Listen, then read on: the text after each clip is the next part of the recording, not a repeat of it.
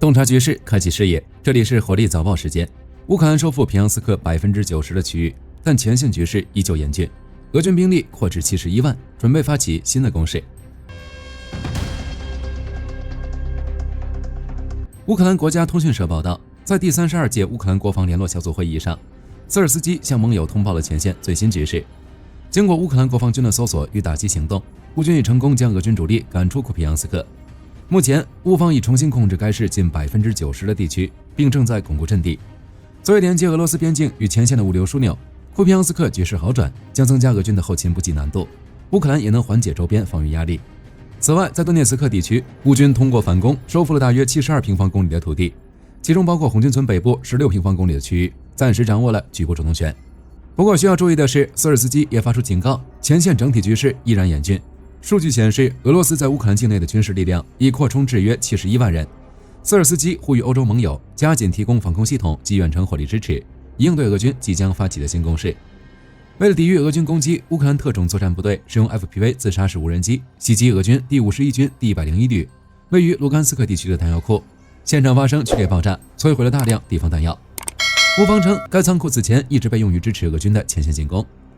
与此同时，在顿涅茨克地区，乌军无人机精准打击了俄军 BM-27 飓风多管火箭炮的储存场以及人员集结点。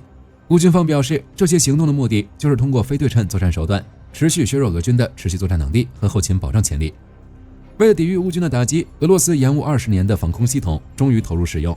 俄罗斯国家媒体报道，乌国防部长别洛乌索夫宣布，俄罗斯首个装备 S-500 普罗米修斯防空导弹系统的团已正式进入战斗值班序列。S-500 系统被视为俄战略导弹防御架构的关键一环。该系统具备多层拦截能力，不仅能拦截中程及洲际弹道导弹，还可打击空中预警机、空中指挥所以及近地轨道卫星等目标。据悉 ，S-500 项目始于2002年，原计划更早服役，但因技术测试等原因延宕至今。此次部署旨在应对远程和高空威胁，并计划与负责莫斯科防御的 A-135 系统进行整合，进一步织密俄罗斯的空天防御网。只是不久前，来自乌克兰的消息称，乌军无人机成功摧毁了 S-500 的雷达。这款防空系统的真实情况如何，还有待观察。在乌俄激战的当下，美国的态度却悄然转变。路透社报道，美国参议院已通过年度国防授权法案，并将提交总统签署。根据该法案，美国将通过乌克兰安全援助倡议，在2026和2027财年向乌克兰提供总额约8亿美元的安全援助。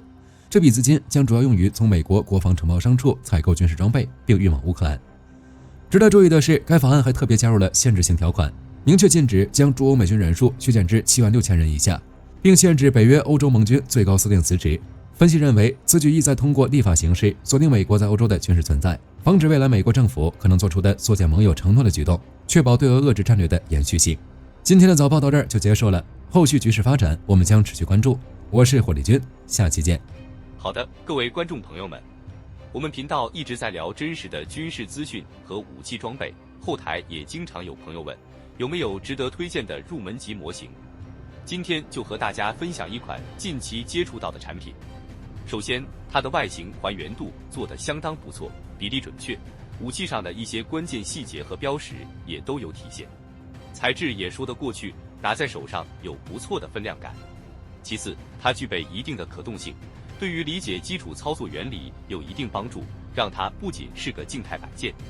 综合它的做工和可玩性来看，价格确实比较亲民。对于想入门模型收藏，或者单纯想在桌上贴一个摆件的朋友来说，是一个性价比很高的选择。商品链接已经给你们上了，感兴趣的朋友可以自行了解。